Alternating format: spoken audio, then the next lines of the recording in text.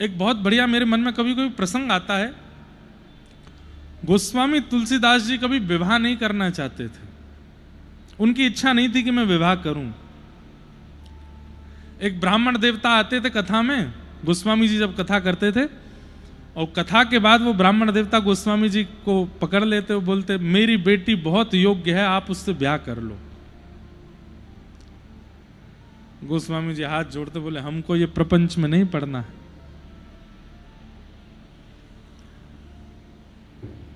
एक बार गोस्वामी जी ने देखा कि यार ये हर जगह आ जाते हैं, तो फिर गोस्वामी जी ने कह दिया सुनो, अगर महादेव प्रकट होकर के कह देंगे तो तुम्हारी बेटी से हम ब्याह कर लेंगे।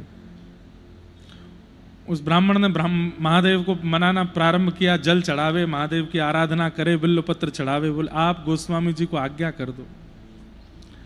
और एक दिन महादेव प्रकट हो गए और प्रकट होकर के गोस्वामी जी को आज्ञा कर दी, बोले तुम्हारी कथा में एक ब्राह्मण देवता आते हैं अपनी बेटी का संबंध लेके, बोले हाँ उनकी बेटी से ब्याह करो।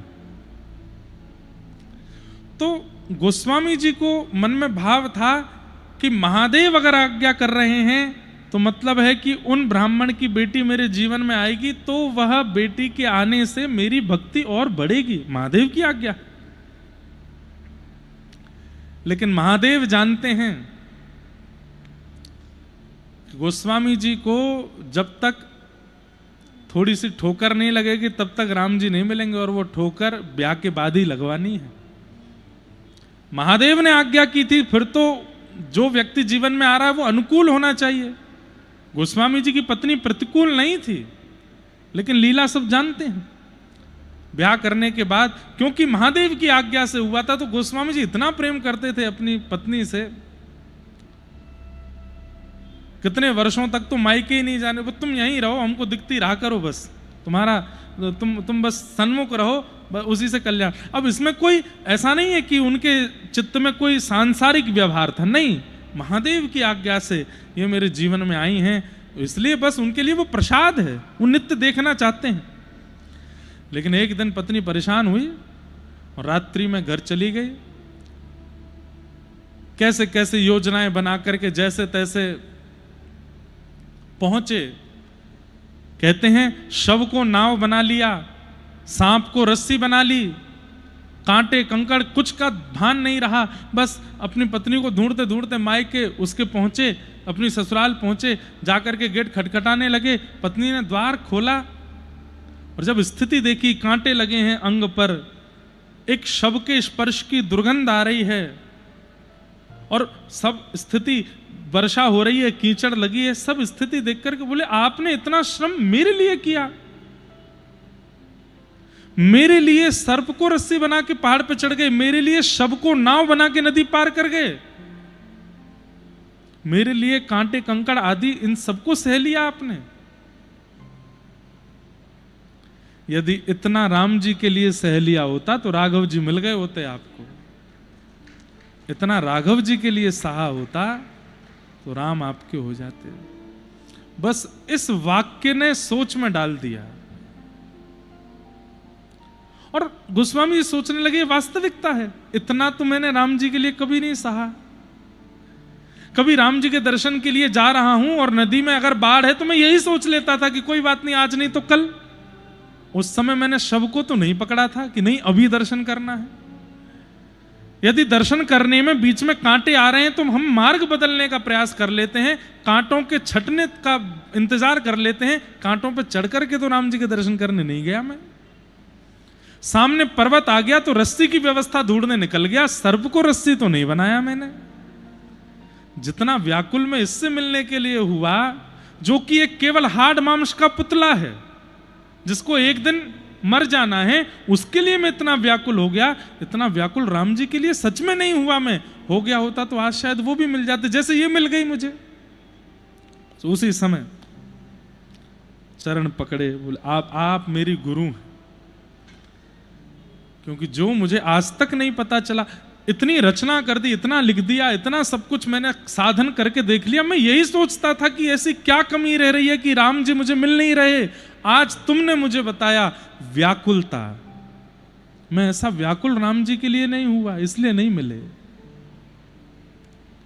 और बस उसके बाद राम जी का अनुभव होना प्रारंभ हो गया गोस्वामी जी को, और राम जी मिले ही गए। तो अब देखो, महादेव की आज्ञा थी कि ब्याह करो। हम आप सब होते, भाई पंडित जी ने कहा है, उन बड़े लोगों ने कहा है, उनकी आज्ञा है, भाई ब्याह करने के बाद सब मंगल ही मंगल होगा। नहीं, कई बार ठाकुर जी सोच लेते हैं कि यहां ठोकर लगवाना, यहां पर निंदा करवाना, यहां पर अपयश करवाना, यहां पर सामाजिक बहिष्कार करवाना, यहां पर ये रुकावट करवाना इसके लिए आवश्यक है, उससे इसका निर्माण होगा, इसलिए ठाकुर जी वो करते हैं। आप बस उसको स्वीकार करो। अगर गोस्वामी जी ने ब्याह नहीं किया होता तो राम जी मिलते? व्याकुलता की स्थिति में कभी पहुंच पाते? नहीं पहुंच पाते। और वो हुआ, और फिर राम जी मिले। तो श्रीमद् भागवत का, रामायण का, रामचरितमानस का जो ये माहौल है ना, यहां आपकी कल्पना नहीं चलती, यहां ठाकुर जी आपके लिए कल्पना करते हैं। चलो अब इसको बाहर जाके गिरवाना है, नाक में चोट लगेगी, तब उससे ये होगा, उससे ये होगा, फिर इतने साल बाद जाकर के इसके मन में एक इच्छा प्रकट होगी, उससे ये मेरा भजन करेगा। आपकी भजन में वृद्धि जिससे होगी वो आपके साथ होगा। अगर हाँ, करोड़ों की कमाई होने से आपके भजन में वृद्धि होगी तो करवा देंगे ठाकुर जी, लेकिन खाकपति होने से ही भजन में वृद्धि होगी तो ठाकुर जी फिर सब हरण कर ही लेंगे। आपका भजन बढ़े, उसके लिए जो आवश्यक होगा ठाकुर जी सब करेंगे। स्वयं को कठपुतली मान लीजिए, मैं अपना कर्म करूंगा, अपनी बुद्धि से निर्वहन करूंगा नाथ, लेकिन मेरे जीवन में कब क्या आवश्यक है वो सब आपके हाथ में है, वही दीजिएगा जिससे आप मेरे रहो, मुझसे दूर मत होइएगा। मैं खिलौना हूं, मुझसे खेल लीजिए, लेकिन याद रहिए सदा मैं ही आपका खिलौना रहूं, कोई और आपको प्रिय ना लग जाए।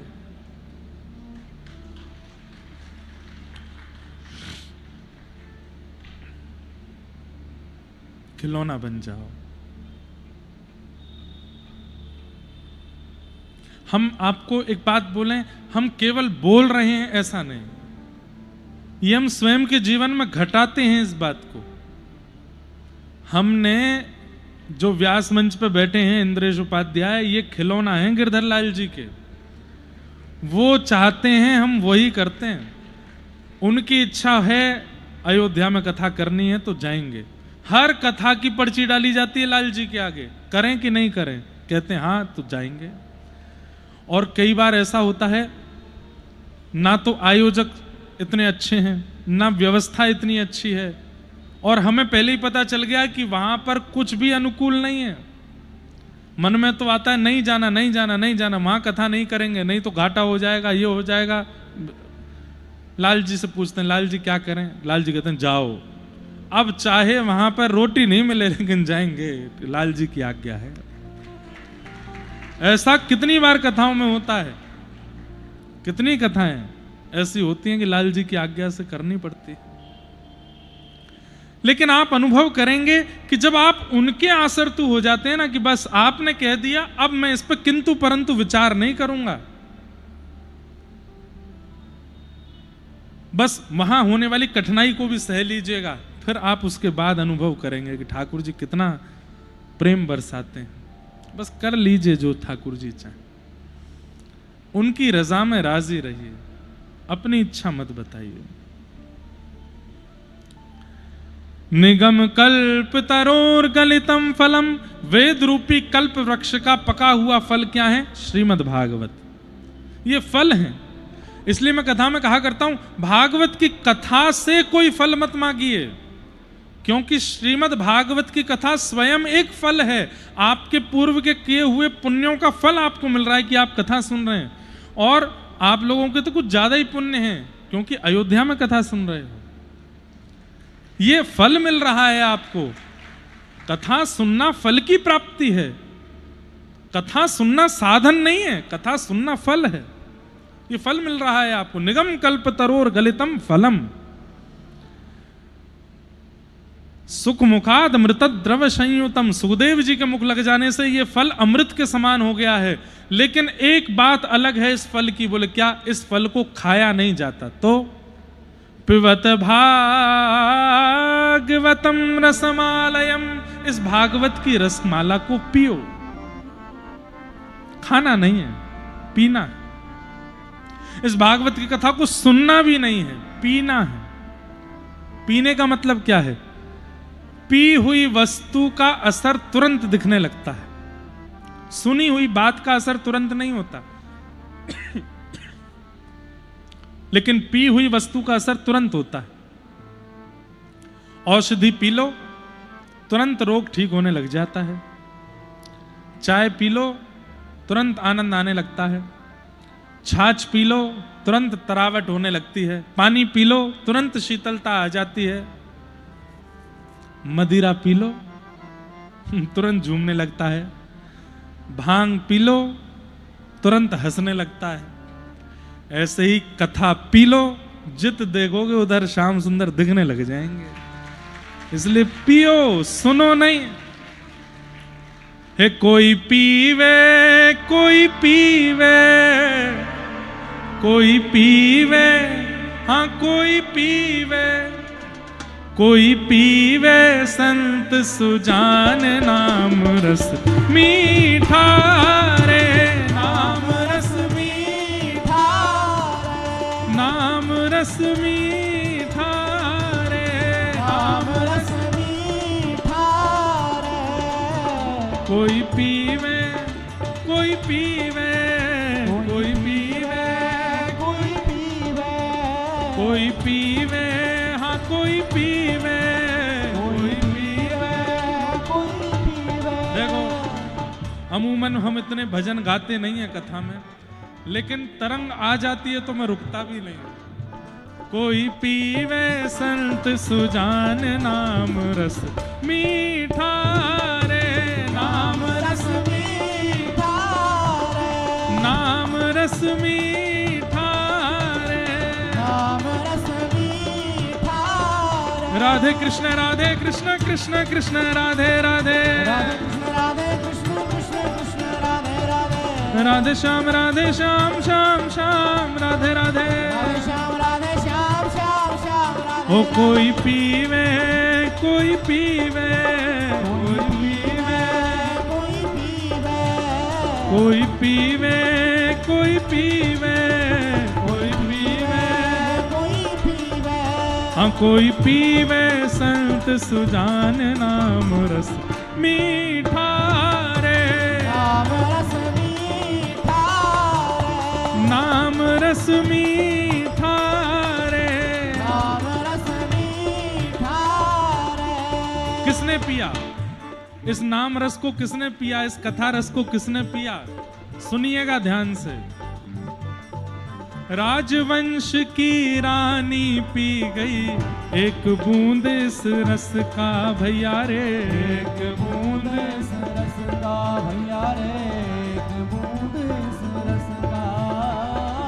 आधी रात महल तज चल दी, मना न मनवा बस का भैया रे, राना मनवा बस का भैया रे, राना मनवा बस का। कौन है ये राजवंश की रानी? कौन है तो सब छोड़ के चल दी? हे गिरधर की दीवानी मीरा, गिरधर की दीवानी मीरा, गिरधर की दीवानी मीरा, गिरधर की दीवानी मीरा। यहाँ ध्यान छूटा यश का भैया रे, ध्यान छूटा यश का भैया रे। बन बन डोले श्याम दीवानी, बन बन डोले श्याम दीवानी, हे बन बन डोले श्याम दीवानी, बन बन डोले श्याम दीवानी। क्योंकि लागा नाम का चस्का, नाम रस कृष्ण रस, नाम रस मीठा रे, नाम रस मीठा रे, नाम रस मीठा रे, नाम रस मीठा रे। कोई पीवे, कोई पीवे, पीवे कोई पीवे, कोई पीवे संत सुजान नाम रस मीठा रे, नाम रस मीठा रे, नाम रस मीठा रे, नाम रस मीठा रे। और किसने पिया ये नाम रस? और किसने पिया? नामदेव रस पिया रे अनुपम, सफल बना ली काया भैया रे, सफल बना ली काया भैया रे, सफल बना ली और काया। नरसिका एक तारा कैसे जगतपति को भाया भैया रे, जगतपति को भाया भैया रे, जगतपति को भाया। तुलसी सूर फिरे मदमाते, तुलसी सूर फिरे मदमाते, तुलसी सूर फिरे मदमाते, तुलसी सूर फिरे मदमाते। लगा नाम का चस्का भैया रे, लगा नाम का चस्का भैया रे। भर भर पी गई व्रज की गोपी, भर भर पी गई ब्रज की गोपी, भर भर पी गई ब्रज की गोपी, भर भर पी गई ब्रज की गोपी। तब सुंदरतम कृष्ण पाया, नाम रस कृष्ण रस राम रस मीठा रे, नाम रस मीठा रे, कृष्ण रस मीठा रे, कृष्ण रस मीठा रे। कोई पीवे कोई पीवे, कोई पीवे कोई पीवे, कोई पीवे हाँ कोई पीवे, पीवे कोई पीवे, कोई पीवे संत सुजान नाम रस मीठा रे, नाम रस मीठा रे, हे कृष्ण रस मीठा रे। कृष्ण रस मीठा रे। बोलो नाम भगवान की। जय। ऐसा पी गया संत कबीरा, बैठ जाओ मैयाओं बैठो। ऐसा पी गया संत कबीरा, मन हरि पाछे डोले भैया रे, मन हरि पाछे डोले। और कृष्ण कृष्ण जहाँ कृष्ण कृष्ण, तब नस नस पार्थ की बोले भैया रे, नस नस पार्थ की। सबने सुनी होगी कथा। महाभारत युद्ध जब शाम को विश्राम होता था, तब युधिष्ठिर जी महाराज ने गौर किया कि रोज कृष्ण जाते हैं अर्जुन के शिविर में। अर्धरात्रि में जब सब सो जाते हैं, तब कन्हैया जाते हैं अर्जुन के शिविर में। एक दिन युधिष्ठिर ने जाके देखा ये करते क्या हैं। तब जाकर के देखा तो क्या पाया कि ठाकुर जी अर्जुन के चरण दबा रहे हैं। युधिष्ठिर जी आकर के बोले, नाथ हमको नरक में भेजना है क्या? ये अर्जुन गहरी नींद में सो रहा है और आप इसके चरण दबा रहे हैं, क्यों? ठाकुर जी बोले, युधिष्ठिर अर्जुन के अंग से कान लगा करके देखना एक बार। और जैसे युधिष्ठिर ने कान लगा करके सुना तो रोम रोम से कृष्ण कृष्ण कृष्ण कृष्ण कृष्ण ध्वनि प्रकट हो रही थी। बोले ये मुझे सोने नहीं देता है, ये दिन भर मेरा स्मरण करता है, अब रात्रि में भी मेरा स्मरण कर रहा है। मैं इसलिए इसकी सेवा करने आता हूं ताकि इसकी मन बुद्धि और भीतर की चेतना भी सो जाए। ये नाम रटना बंद करे तो जाके मैं भी सोऊं। ये सोने नहीं देता मुझको। कृष्ण कृष्ण तब कृष्ण कृष्ण जहां नस नस पार्थ की बोले भैया रे, नस नस पार्थ की बोले। ऐसे हमने अभी नाम रस पिया ही नहीं है, चखा ही नहीं है, इसलिए हमारी स्थिति भी वैसी बनी नहीं है अभी तक। और चाक हरी रस मगन नाचते, चाक हरी कौन? शुक नारद शिव भोले भैया रे, शुक नारद शिव भोले। भर भर पी गई व्रज की गोपी, भर भर पी गई ब्रज की गोपी। तब सुंदरतम पिय पाया। कौन मिले? श्री कृष्ण मिले पिय के रूप में। किसकी कृपा से? नाम रस मीठा रे, नाम रस मीठा है कोई पीवे, हाँ कोई पीवे, कोई पीवे। अरे हमारे व्रजमंडल में एक नए नए डॉक्टर आए हैं, नए नए चिकित्सक आए हैं, उन पे एक ही औषधि है, परम पूजनीय श्री प्रेमानंद जी महाराज। केवल राधा नाम ही देते हैं सबको, और कोई औषधि नहीं बताते। महाराज जी हमारे घर में ये दिक्कत चली, राधा राधा जपो। महाराज जी हमारा ये हो रहा, राधा राधा जपो, और सबके काम बन भी रहे हैं। क्यों? नाम रस मीठा रे, नाम रस मीठा। अच्छा, वो नए चिकित्सक नए नहीं हैं तो बहुत पुराने। आप लोगों को अब पता चला, हैं तो बहुत पुराने।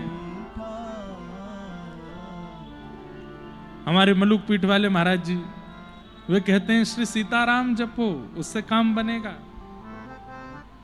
हमारे श्री वैष्णव परंपरा के आचार्य चरण वे सब कहते हैं श्रीमन नारायण जपो, उससे नाम जपना ही पड़ेगा, उसके बिना काम बनना ही नहीं है।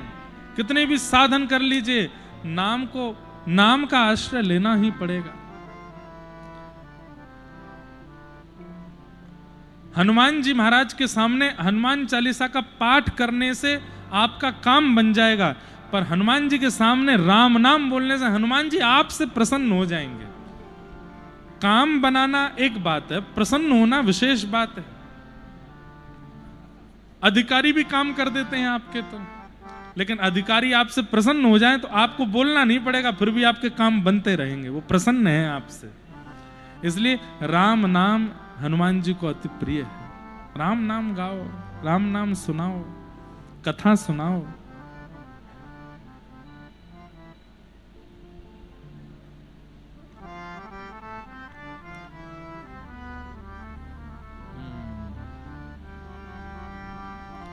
गोस्वामी तुलसीदास जी महाराज ने हनुमान चालीसा में एक बात कही, उस बात के कारण हनुमान जी के सामने हनुमान चालीसा कर सकते हो। तुमरे भजन राम को पावे, भजन तुम्हारा करेगा तो राम जी उसको मिलेंगे। लेकिन यह बात हनुमान जी को प्रसन्न नहीं करती है कि आप उनका भजन उनके सामने करो।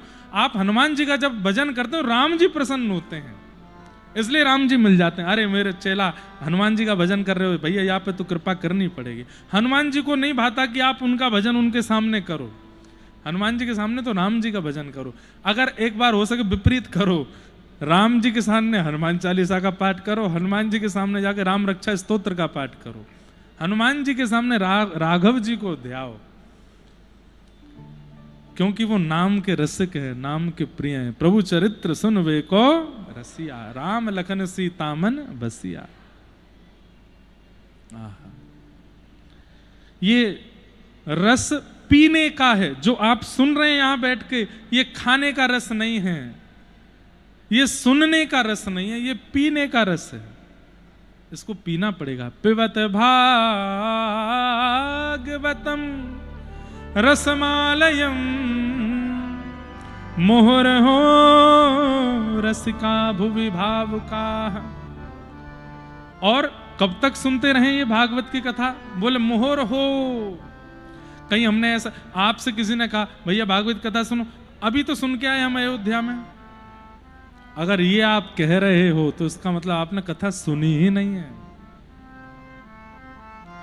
आपसे 1 महीना बाद, 2 महीना बाद, 4 महीना बाद, 6 महीना बाद भी कोई कह दे कि कथा सुन लो, ये कोई संसारी विषय है कि आपसे कोई कहे सिंगापुर चलो, अभी तो आए हम घूम के, ये आप उनके लिए कह सकते हो। भैया छोले भटूरे खा लो, अभी तो खा के आए, वहां कह सकते हो। समोसा खा लो, वहां कह सकते हो। लेकिन भगवत वस्तुओं में अगर आप ऐसा कह रहे हो, अभी तो हम दर्शन करके आए या अभी तो हम कथा सुन करके आए, तो इसका मतलब आपने दर्शन किया ही नहीं, आपने कथा सुनी ही नहीं। सामने वाला आपसे कहे कथा सुनने चलो, अभी सुनी थी भैया, इच्छा तो बहुत हो रही है, फिर से चलें, अब आप प्रार्थना करो ठाकुर जी योजना बना दें, हम तो कथा में ही रहना चाहते हैं, हम तो आना ही नहीं चाहते वहां से। ये भावना चित्त में आवे तब समझो कि कथा सुनी है। लेकिन आप ऐसा अगर कह देते हैं, अभी तो आए हैं, अभी तो गए थे अयोध्या, अभी तो दर्शन किया, अरे जितनी बार जाने का अवसर मिले हम तो जाएंगे। अभी साउथ अफ्रीका में हम थे तो एक वहां हमको व्यक्ति मिला,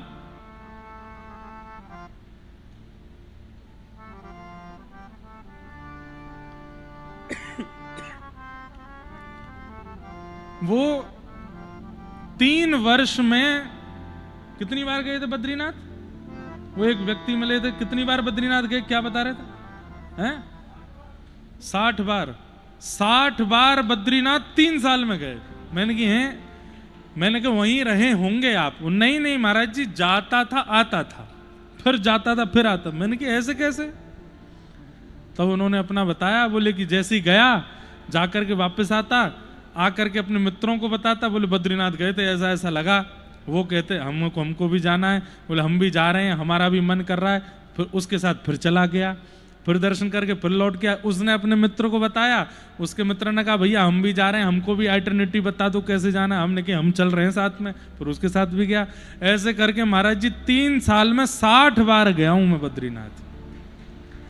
60 और जिसमें बद्रीनाथ केवल 6 महीना ही खुलते हैं, सोचो कितनी बार गए होंगे।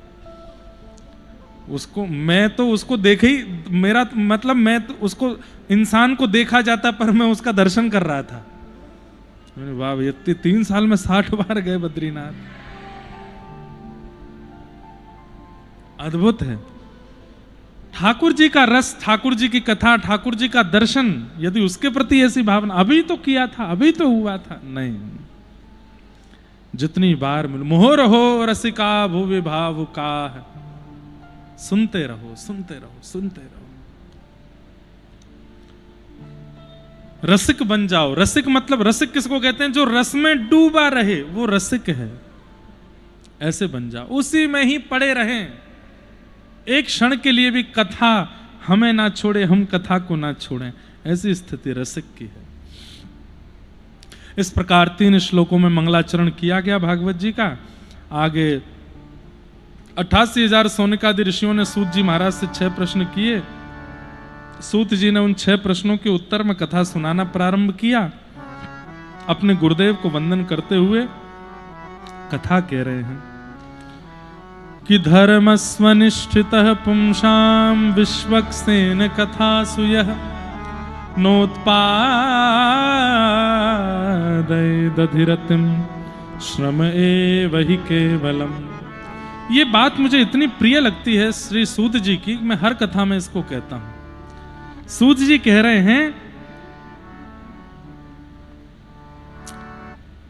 हम ठाकुर जी का आराधन करते हैं, ठाकुर जी का व्रत करते हैं, नियम करते हैं, परिक्रमा करते हैं, दर्शन करते हैं, कथा करते हैं, कथा सुनाते हैं, कथा सुनते हैं, पर हमारी इन सब गतिविधियों से ठाकुर जी प्रसन्न हैं, इसका प्रमाण क्या है?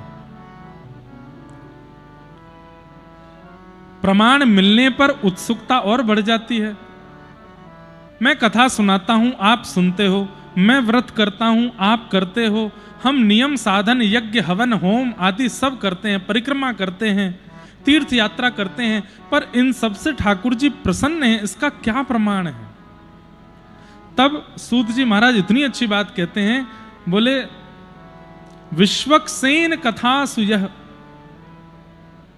वे कह रहे हैं कि अगर कहीं सत्संग चल रहा है, कथा चल रही है, और वहां बैठकर के आपका अगर कथा में मन लग रहा है, तो ये इस बात का प्रमाण है कि आपके व्रत नियम सब ठाकुर जी स्वीकार कर रहे हैं। और कथा में बैठे बैठे लग रहा है, उबासी आ रही है, झोंके आ रहे हैं, कब बजेंगे 7, चाय कब मिलेगी, भोजन भूख लग रही है, थोड़ी बैठने की व्यवस्था बढ़िया वाली नहीं है, पीछे बैठेंगे, कल से कुर्सी पे बैठेंगे, एसी के सामने बैठेंगे, यही सब मन में चलता रहता है। आप व्हाट्सएप खोल के देखें किसका मैसेज है, अरे भाई देखो ये है, यहाँ पे उस पर क्या चल रहा है, यही सब मन में चल रहा है। तो भैया जो आप व्रत नियम अनुष्ठान यज्ञ हवन होम परिक्रमा आदि जो भी ठाकुर जी की कर रहे हो वो सब आप कर रहे हो श्रम एव ही केवलम, केवल एक मेहनत कर रहे हो। ठाकुर जी प्रसन्न नहीं है उससे। ठाकुर जी की प्रसन्नता का कारण क्या है? सत्संग में रुचि बनना। और रुचि कैसे? नेत्र पलक झपक ना भूल जाएं, तन अपनी स्थिति। अब हम कथा सुना रहे हैं, एक ही आसन में बैठे हैं, जब से बैठे हैं बिल्कुल नहीं बदले, लेकिन आप कभी यूं बैठ गए, कभी यूं बैठ गए, कभी ऐसे बैठ गए, कभी यूं बैठ रहे हैं, कभी कुछ कर रहे हैं, कभी कुछ कर, बार बार आकृति बदलना भी एक प्रकार का ये प्रमाण है कि मन लग नहीं रहा, लगाया जा रहा है। मन लगना बहुत बड़ा प्रमाण है। और कोई व्यक्ति बैठा है 3 बजे से, और 3 बजे से लेकर के और जब तक व्यास जी कथा सुना रहे हैं एक ही आसन में बैठा है, मुख पर प्रसन्नता है, एक एक शब्द सुन रहा है, वैसे पूरे पंडाल में देखा जाए तो ऐसा व्यक्ति स्वयं व्यास ही होता है, जो कथा कहता भी है और अपनी कथा सुनता भी है, ध्यान पूर्वक विषयों का चयन भी करता रहता है, बीच में संकीर्तन भी करता है, तेज ऊंचे स्वर में गाता भी है, करताल भी बजाता है, पूरा मन लगाता है कथा में। व्यास जैसा मन अगर श्रोताओं का लगे, एक एक शब्द ऐसा लगने लगे कि ये तो मेरे लिए कहा जा रहा है, तब समझो ठाकुर जी प्रसन्न है। आपका व्रत नियम अनुष्ठान यज्ञ हवन परिक्रमा साधन तीर्थ यात्रा सब ठाकुर जी स्वीकार कर रहे हैं, अगर सत्संग में रुचि हो रही है। हाँ, कई बार सत्संग कराने वाले के ऊपर भी निर्भर करता है कि वो कैसे हैं। कई जगह सत्संग कराने वाले इतने शुद्ध ही नहीं होते, तो उसमें रुचि बन पाना भी मुश्किल होता है। परंतु सत्संग कराने वाला भी कृष्ण भक्त है, प्रेमी है, विद्वान है, रसिक है, भावमय है, और फिर भी आपका मन नहीं लग रहा है, तो इसका मतलब है ठाकुर जी आपसे प्रसन्न नहीं है, ठाकुर जी की आप में रुचि नहीं है।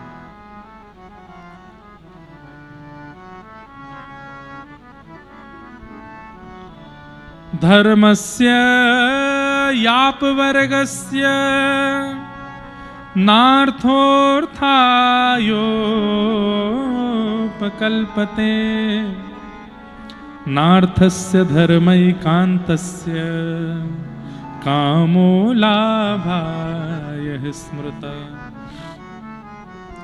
हमारा धर्म अपवर्ग है, किसी कारण से भजा गया भगवान को वह भजन श्रेष्ठ नहीं माना जाता। और उनमें भी ये 5 प फ ब भ म ये पवर्ग शब्द कहलाते हैं।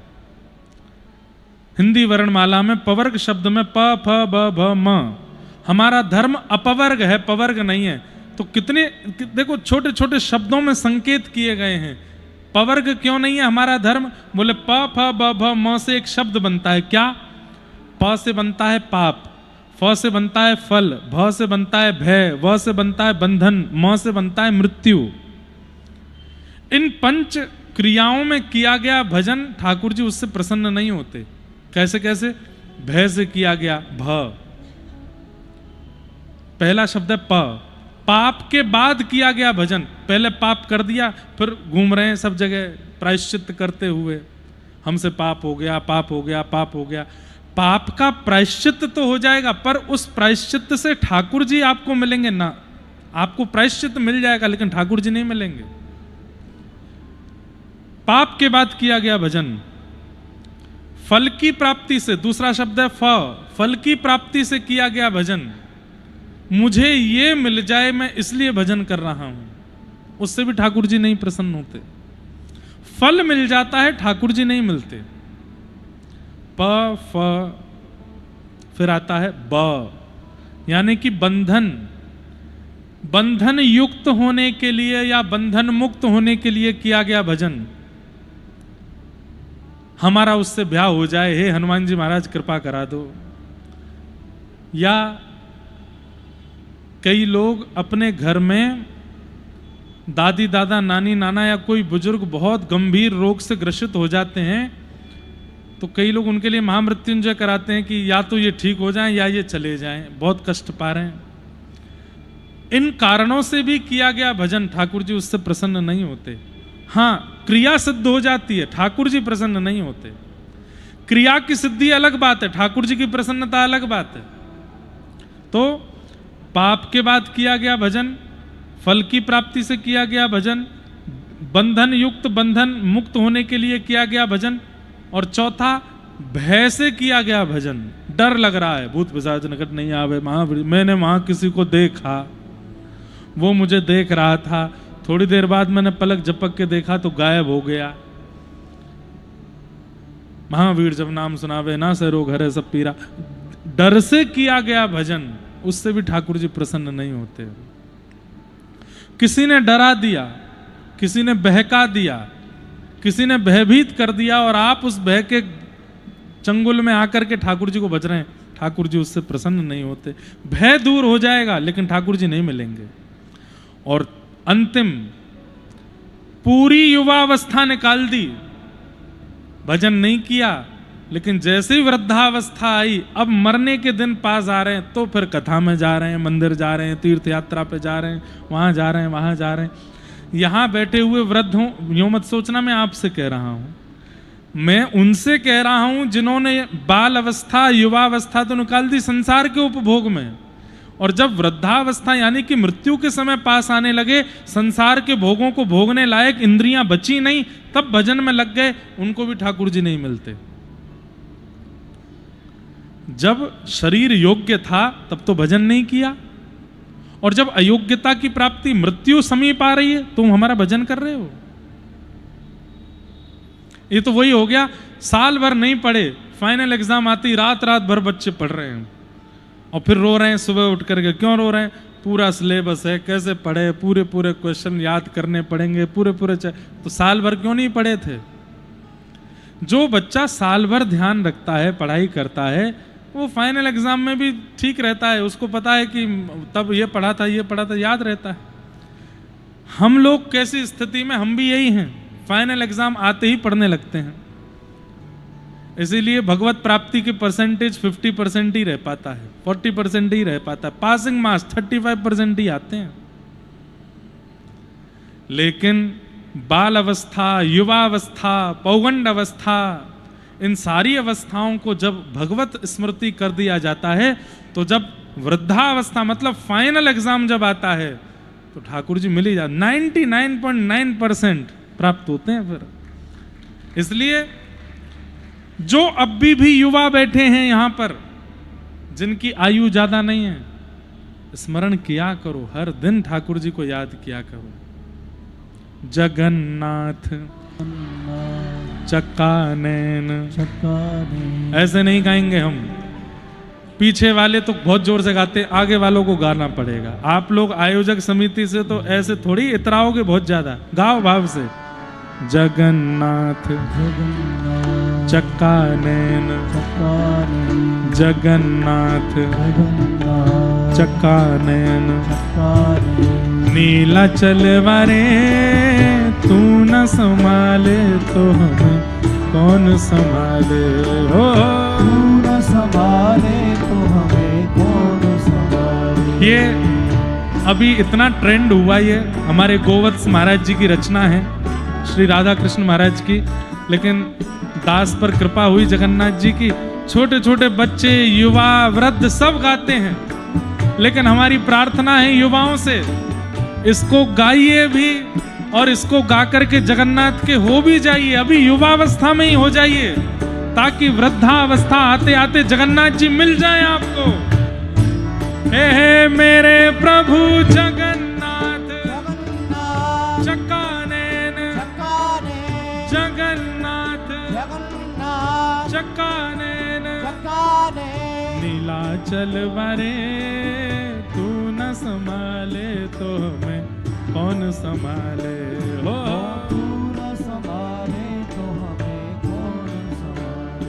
हे मेरी ये नैया है अब तो तेरे हवाले, मेरी ये नैया है अब तो तेरे हवाले। हाँ मेरी ये नैया है सिर्फ तेरे हवाले, मेरी ये नैया है सिर्फ तेरे हवाले। हमें तू न संभाले तो हमें कौन संभाले, हो तू न संभाले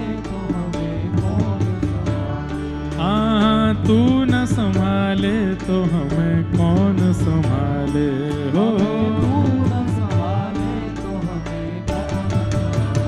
हे जगन्नाथ जगन्नाथ चक्कानयन, चक्काने हे जगन्नाथ जगन्नाथ चक्कानयन, चक्काने नीलाचल वारे तू न संभाले तो हमें कौन संभाले हो। तू न संभाले तो हमें कौन संभाले। हे तुम्हें छोड़ जाऊं अब मैं किसके दुआरे, तुम्हें छोड़ जाऊं अब मैं किसके दुआरे। हाँ तुम्हें छोड़ जाऊं अब मैं किसके दुआरे। तुम्हें छोड़ जाऊं अब मैं किसके दुआरे। ओ तू न संभाले तो हमें कौन संभाले हो। तू न संभाले तो हमें कौन संभाले। हाँ तू न संभाले तो हमें कौन संभाले हो। तू न संभाले तो हमें कौन संभाले। मेरे प्रभु जगन्नाथ जगन्नाथ चक्कानयन, चक्काने हे जगन्नाथ जगन्नाथ चक्कानयन, चक्काने नीलाचल वारे तू न संभाले तो हमें कौन संभाले हो। तू न संभाले तो हमें कौन संभाले। हे जगन्नाथ स्वामी मेरे नैनों के तारे, जगन्नाथ स्वामी मेरे दिलों के तारे। हाँ जगन्नाथ स्वामी मेरे नैनों के तारे। जगन्नाथ स्वामी मेरे दिलों के तारे। ओ मेरे सब्र काज स्वामी आप संभाले हो। मेरे सगले काज स्वामी आप संभाले। हाँ हाँ मेरे बिगड़े काज स्वामी आप संभाले हो।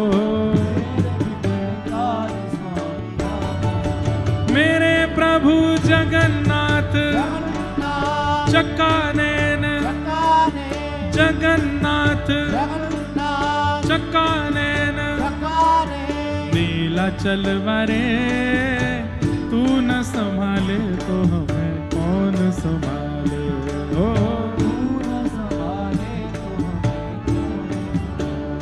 हे तू न संभाले तो हमें कौन संभाले हो।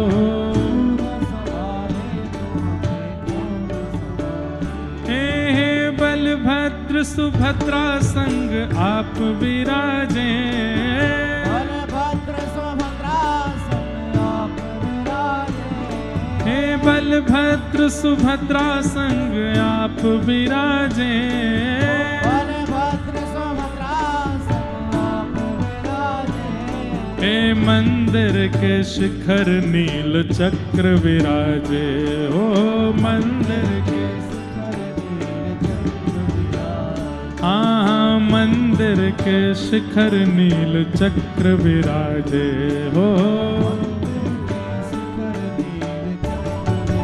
मेरे प्रभु जगन्नाथ हे चक्कानयन, हाँ जगन्नाथ हे चक्कानयन, नीलाचल वारे तू न संभाले तो हमें कौन संभाले ओ।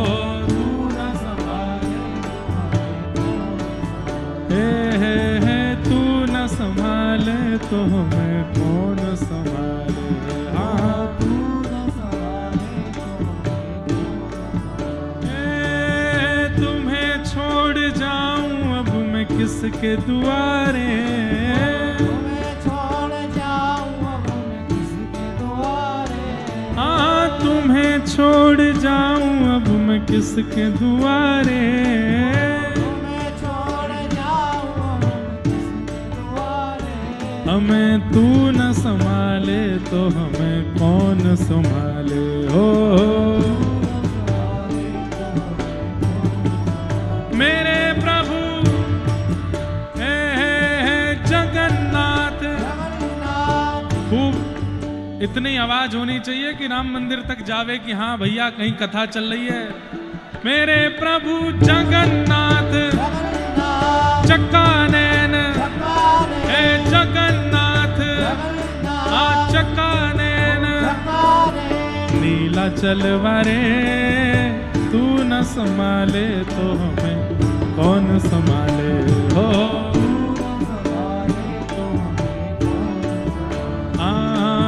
तू न संभाले तो हमें कौन संभाले, ओ तू न संभाले तो हमें कौन संभाले, हे तू न संभाले तो हमें कौन संभाले हो। श्री जगन्नाथ महाप्रभु की। तो भैया ये पंच छोड़िए, किसी भी कारण से भगवान को याद नहीं करना चाहिए, अकारण भगवान का भजन करना चाहिए, कारण नहीं। जिस प्रकार अकारण अपनों का स्मरण होता है वैसे अकारण ठाकुर जी का स्मरण हो। अयोध्या क्यों जा रहे हैं, अगर इसका उत्तर आपके पास है तो आप अयोध्या मत जाइए। अयोध्या क्यों जा रहे हैं, बोले नहीं पता क्यों जा रहे हैं, तो जाइए। हाँ कथा हो रही है तो आप कारण दे सकते हो, कथा में जा रहे हैं, अयोध्या जा रहे हैं। पर कोई कथा में आके बोले कथा इतने भाव से क्यों सुन रहे हो, अगर इसका उत्तर है आपके पास तो आप मत सुनिए कथा। अरे कथा है, ठाकुर जी हैं साक्षात, इनको तो भाव से ही सुना जाएगा ना, ऐसी भावना रखो। तो नार्थस्य धर्मैकान्तस्य कामो लाभाय स्मृत, धर्मस्य यापवर्गस्य, धर्म अपवर्ग है, पवर्ग नहीं है।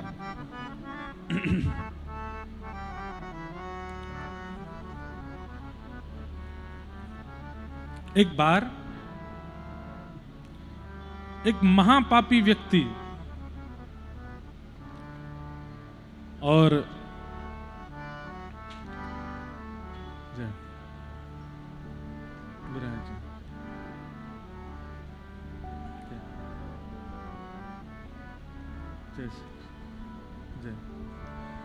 एक महापातक व्यक्ति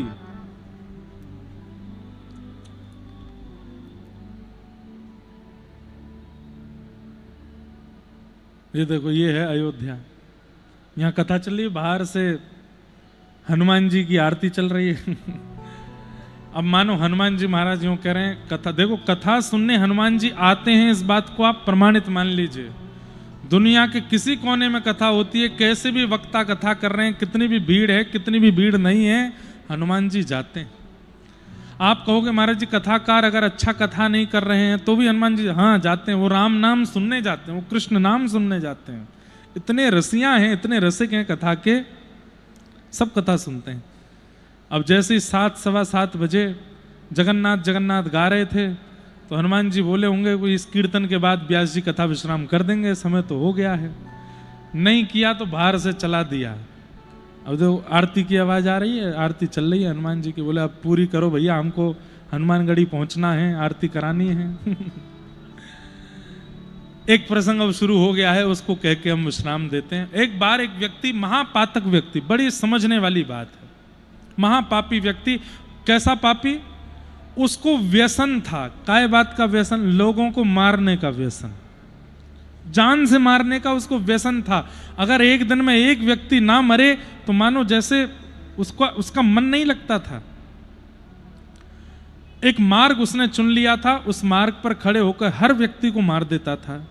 बालक आ जाए, बड़े आ जाएं, बूढ़े आ जाएं, संत आ जाएं, महिला आ जाए, कोई आ जाए, मार देता था। एक बार एक तपोनिष्ठ महात्मा, भजनानंदी महात्मा उस मार्ग से जा रहे थे। जैसे ही वो गए तो वो व्यक्ति आ गया लेकर के और खुश हो गया, हंसने लगा, बोले मैं मारूंगा। वो तुम क्यों करते हो ऐसा? बोले मुझे व्यसन है मारने का, मारना अच्छा लगता है मुझे, अब आपको भी मारूंगा। तो कई बार ऐसा होता है बंधुओं कि कई महापुरुषों की वाणी में पता नहीं कुछ आकर्षण ऐसा होता है कि व्यक्ति ना चाहते हुए भी बैठ करके सुनने लगता है। और ऐसा कोई महापुरुष आपको मिले जिसकी वाणी आप सुनकर के स्थिर हो जाते हो, उससे दो बात मान लीजिएगा कि वो आपके गुरु हैं। पहली बात तो, जिनकी बात आपको स्थिर कर देती है, इसका मतलब वो गुरु है। और दूसरी बात, वो महापुरुष जो हैं उनके चित्त में ठाकुर जी का भले अंश हो लेकिन विराजमान है, तभी उसकी वाणी प्रभाव दे रही है। तो आज तक उसने किसी को नहीं छोड़ा, लेकिन इन महाराज जी ने बैठ करके ऐसा प्रवचन सुनाया उसको, बोले तेरे अंदर कितना पाप है, अरे तू जानता है तेरी स्थिति क्या हो गई है, तू जीते जी इंसान नहीं राक्षस हो गया है, रावण कंस जैसी तेरी स्थिति होती जा रही है, तू महापापी है, महादुष्ट है, ऐसा ऐसा करके उसको समझाया तो वो घबरा गया। आज तक अनेकों ने दोष बताए, लेकिन किसी के दोष बताने पर यदि हमें अपने दोष नहीं दिख रहे हैं, इसका मतलब एक ये भी हो सकता है कि जो बताने वाला है ना वो भी दोषी है। बहुत सावधानी से बात सुनिएगा। घर के लोग लाख कह रहे हैं ऐसा मत किया कर, ये गंदी बात है, ये मत खाया कर, ये मत पिया करो, उससे मत मिला करो, उससे मत बोला करो, लेकिन आप नहीं सुन रहे, तो इसका मतलब है कहीं ना कहीं जो समझा रहा है वो भी कहीं ना कहीं ठीक नहीं है, उसकी वाणी प्रभाव नहीं डाल रही है। भाई देखो, बातों को गलत रूप में मत ले जाना, कहीं पता चली कल को बच्चे मैया से कह रहे देखो आपकी बात का मुझ पर असर नहीं पड़ रहा, महाराज जी कह रहे थे, आप भी ठीक नहीं हो, इसका मतलब बच्चे और माता पिता के ऊपर ये बात लागू नहीं होती। माता पिता तो डांटते ही हैं और बच्चे कभी समझते ही नहीं है, तभी तो वो बच्चे हैं। ये बात केवल एक हो रही है कि आप युवा हो गए हैं, व्यसन लग गया है, लाखों लोग समझाते हैं आपको, फिर भी आप नहीं समझ रहे हो, इसका मतलब जो समझा रहे हैं शायद उनमें भी कोई दोष है, इसलिए उनकी वाणी प्रभाव नहीं दे रही। पर कई बार ऐसा होता है, कोई एक ऐसा महापुरुष जीवन में आता है, बहुत नहीं समझाता, वो केवल सीधी बात कहता, सुनो ये दोष छोड़ दो, ये 4 शब्द वो बोलता है और वो व्यक्ति दोष छोड़ देता है। इसका मतलब क्या है? बोलने वाला व्यक्ति जो है वो गुणवान है, इसीलिए उसके चित्त में ठाकुर जी हैं, इसीलिए उसकी वाणी प्रभाव दे रही है। सबकी वाणी का प्रभाव नहीं होता, किसी किसी की वाणी का प्रभाव होता है।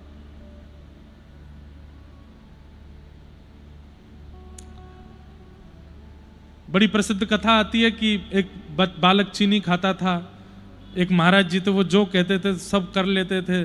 माता जी ने महाराज जी से जाके कहा मेरे बालक से कह दो चीनी छोड़ दे। महाराज जी ने कहा 2 महीने बाद लाना। तो 2 महीने बाद जब बालक गया तो महाराज जी ने कह दिया चीनी छोड़ दो। माँ ने कहा आप इतनी सी बात 2 महीना पहले कह देते। तो महाराज जी बोले पहले मैंने चीनी छोड़ी, मैं भी चीनी खाता था, पहले मैंने छोड़ी तब मैंने कहा। अगर मैं बिना छोड़े कह देता मेरी बात का प्रभाव नहीं होता। और ये बात बिल्कुल अकाट्य है, सत्य है। स्वयं भजन में नहीं लगे हैं, स्वयं भक्ति में नहीं लगे हैं तो हजारों को भक्ति में नहीं लगा पाएगा। स्वयं के चित्त में ठाकुर जी हैं, स्वयं की वाणी में ठाकुर जी हैं, स्वयं की मनोबुद्धि में ठाकुर जी हैं, तो सबको ठाकुर जी में लगाएंगे। तो महापापी व्यक्ति सबको मार देता था, आज एक महापुरुष सामने आके बोला मैं मारूंगा। महापुरुष ने ऐसा प्रवचन किया कि वो व्यक्ति थरथर कांपने लगा, रोने लगा, उसको अपने दोष लगने लगे। आज तक उसको ये दोष नहीं लगता था। महापुरुष बोले रो क्यों रहा है? बोले मुझे दीक्षा दे दीजिए, मुझे शिष्य बना लीजिए और मुझे बताइए मैं क्या करूं। तो महाराज जी ने उसको नियम दिया, बोले अब तुमने पाप इतने ज्यादा किए, एक काम करो, क्या पूरी पृथ्वी के तीर्थों का चक्कर लगा के आओ, सारे तीर्थों के दर्शन करके आओ। बोले तीर्थ तो बहुत है, मैं कब तक करता रहूं दर्शन? अगर मैं भारत के समस्त तीर्थों में जाऊंगा तो जीवन तो निकल जाएगा, तीर्थ खत्म नहीं होंगे, इतने तीर्थ हैं। कोई टाइम तो बता दो कब तक जाऊं। तो एक सूखी लकड़ी दे दी, बोले इसको ले जाओ, तीर्थ यात्रा करते करते जब ये हरी हो जाए तो समझ जाना कि अब हो गया, वापस आ जाना। बोले ठीक है। निकल गए। अपने गांव से थोड़ी दूर ही गया था, एक गांव में पहुंचा, रात्रि हो गई थी, तीर्थ यात्रा के लिए निकला था, रात्रि में रुक गया। तभी उसने देखा कि एक पास के पेड़ के पास 4-5 डकैत उस पूरे गांव को लूटने का योजना बना रहे थे। उसने उठ करके बैठ के सुनना शुरू किया, क्योंकि पहले वो भी तो यही था। सुनने लगा, वो चारों योजना बना रहे थे, बोले हम ऐसे करके गांव के घरों में जाएंगे, सबको लूट लेंगे। फिर दूसरे ने कहा अगर गांव के लोगों ने रोक टोक करी तो, बोले हमारे पास अस्त्र शस्त्र तलवार है, सबका सर धड़ से अलग कर देंगे। तीसरे ने कहा, बोले एक ही उपाय करो। बोले क्या? अभी पूरा गांव सो रहा है, सोते हुए गांव वासियों को मार दो, सबको मार देंगे, कोई हल्ला करने वाला नहीं बचेगा, पूरे गांव को लूट के चले जाएंगे। सुबह अफवाह फैल जाएगी कि कोई महामारी होगी, पूरा गांव मर गया। अब वो व्यक्ति जो पहले महापापी था, तीर्थ यात्रा पे निकला, वो सुन रहा था। उसने मन में सोचा अब मैं क्या करूं, इन गांव वालों को कैसे बचाऊं, मुझे इनको बचाना है। अगर मैं इनको रोकने जाऊंगा तो ये रोकेंगे नहीं, बल्कि मुझे मार देंगे, इनके पास अस्त्र शस्त्र हैं, क्या करूं? तो उसने मन में सोचा मैंने इतने सारे लोग मारे जीवन भर, अब तीर्थ में तो मुझे जाना ही है, 4 और मार देता हूं। इन 4 को भी मार दूंगा तो जो 500 लोगों को मारने का प्रायश्चित होगा, 504 लोगों के मारने का प्रायश्चित कर लूंगा। जा तो रही हूं, इनको भी मार चलता हूं, कम से कम गांव के इतने लोग बच तो जाएंगे। और उसने महाराज उन 4 को योजना बना करके रात में ही मार दिया। प्रातःकाल का समय हुआ, उसने गिनती कर रखी थी कितने लोग मारे, तो 504 संख्या हो गई, 4 लोग मर गए। अब वो सोचा बोले ऐसे तो रास्ते में मुझे कोई मिलेगा, मैं सबको थोड़ी, अब नहीं मारूंगा किसी को, अब तीर्थ यात्रा करूंगा। सुबह उठ करके जैसे ही तीर्थ के लिए निकला, उसने वो लकड़ी उठाई तो क्या देगा, लकड़ी हरी हो गई पूरी। उसने कहा अभी तो तीर्थ गया नहीं मैं, ये पहली हरी हो गई। लौट करके तुरंत आ गया। गुरुजी बोले अरे कल ही गया था तू, वापस कैसे आ गया? उसने लकड़ी दिखाई, बोले कोई चाल तो नहीं है, ये हरी कैसे हो गई एक दिन में? बोले गुरुदेव वही मैं सोच रहा हूं, मैं तो अभी कहीं तीर्थ गया ही नहीं, मैं तो पास के गांव में पहुंचा था, सुबह उठ के देखा तो ये हरी हो गई। बोले रात में क्या हुआ था? तब उसने सत्य बताया। बोले गुरुदेव मैं आपसे क्या छिपाऊं, 500 लोग मैंने मारे जीवन भर में। मैंने सोचा ये 4 पापी हैं, पूरे गांव को सुबह उठ करके मार देंगे, योजना बना रहे थे, मैंने सुन लिया था, तो मैंने सोचा प्रायश्चित 500 का करना ही, जाना ही है, अभी तीर्थ अभी यात्रा शुरू हुई नहीं है, 4 और मार चलता हूं। तो मैंने उनको मार दिया। गुरुजी बोले बस सारे तीर्थों का पुण्य तुमको तभी मिल गया जब तुमने पूरी गांव को मारने के बजाय पूरे गांव की रक्षा करने का भाव रखा, और रक्षा करते हुए तुमने उस महापापी को मार दिया, उन महापापियों को मारा जो पूरे गांव का हनन करने वाले थे। देश की रक्षार्थ, अपने कुल के रक्षार्थ, अपने भजन के रक्षार्थ जब व्यक्ति इस प्रकार दोषियों को नष्ट करता है तो यही उसका पुण्य मान लिया जाता है। तुमने अच्छा किया। अगर वो बच जाते तो अब तुम सोच लेते कि भाई कान बंद करके चलते हैं, अब किसी को मारना नहीं है, तो तुम्हारे जाते ही वो 4 लोग पूरे गांव को मार देते। कितने लोग तुम्हारे सुनने के बाद भी मर। अरे भीष्म पितामह का प्रमाण है, इतने बड़े त्यागी महापुरुष, इतने बड़े पितामह भीष्म, ऐसा अंत किसी का नहीं हुआ जितना दर्दनाक, जितना कष्ट भरा अंत भीष्म पितामह का हुआ। बाणों की सैया पर लेटे थे। भीष्म पितामह ने यह प्रश्न उठाया ठाकुर जी के आगे, मुझसे ज्यादा पापी दुर्योधन, मुझसे ज्यादा पापी दुशासन, मुझसे ज्यादा पापी ये कौरव, इनको इतनी दर्द भरी मृत्यु नहीं मिली जितनी कष्ट भरी मृत्यु नियम से रहने वाले, संयम से रहने वाले, ब्रह्मचर्य करने वाले मुझे भीष्म पितामह को मिली। ठाकुर जी बोले क्योंकि पितामह आप संपूर्ण योग्यता रखते हुए भी इन कौरवों को कभी रोके नहीं, इसलिए आपको इतना कष्ट मिल रहा है। आप चाहते तो द्रौपदी का चीरहरण नहीं होता। अरे दुशासन दुर्योधन जो भी कर रहे थे, आप एक बार खड़े होकर के अगर बोल देते हे दुर्योधन खबरदार, जो द्रौपदी का चीरहरण किया तो दुशासन अभी इसके वस्त्र छोड़ो, बिल्कुल ये नहीं करना है, तो क्या मजाल थी दुशासन की कि वो चीरहरण कर लेता। लेकिन उस सभा में आप बैठे रहे, योग्य होते हुए भी आपने उसको होने दिया, रोका नहीं। ये महाभारत युद्ध यदि आप चाह जाते तो नहीं होता। मैं शांति दूत बनकर के आया था और मैंने दुर्योधन से कहा था कि पूरे भारत तुम्हारा है, केवल 5 गांव पांडवों को दे दो। आप यदि मेरी बात का समर्थन करते तो युद्ध नहीं होता, लेकिन आप चुपचाप बैठे रहे, मेरी बात का समर्थन नहीं किया। मेरे बाद भी दुर्योधन को कभी नहीं समझाया आपने।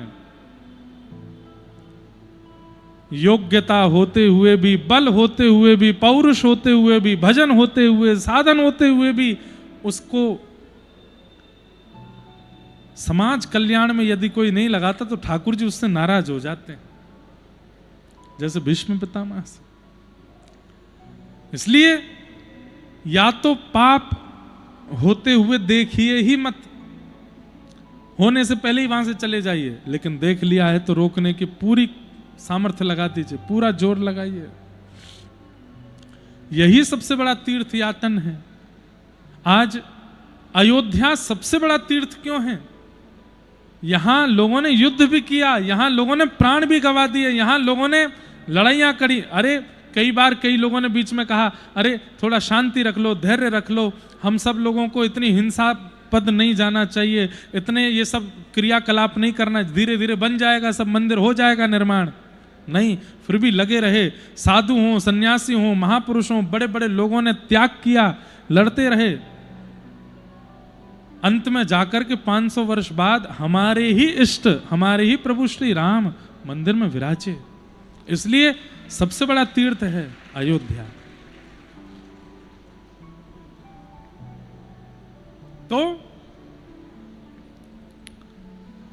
काम, क्रोध, लोभ, मोह, ईर्ष्या, द्वेष, अभिनिवेश, अहंता, ममता, चिंता आदि ये सब दोष हैं, ये सब भी पापी हैं। इनसे भी लड़िए, मत हावी होने दीजिए इनको अपने ऊपर। यदि ये हावी होकर के तांडव करने लगे तो आपको महासंसारी, महापातक बना देंगे और ठाकुर जी से मिलने में बहुत बड़ी बाधा बना देंगे।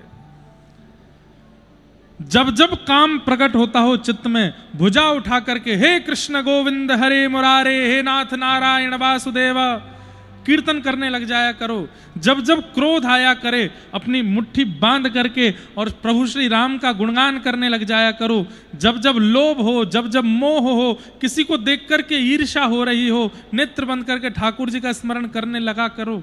मत हावी होने दो इनको। हम क्या करते हैं, क्रोध आता है तो उस क्रोध को आने देते हैं, काम आता है तो काम को आने देते हैं, ईर्ष्या होती है तो होने देते हैं, इसीलिए वो चित्त में रहती है। रोग होते ही उसके लिए औषधि कर दी जाए तो रोग पनपेगा नहीं, और औषधि केवल भगवान नाम है, उसको करना चाहिए।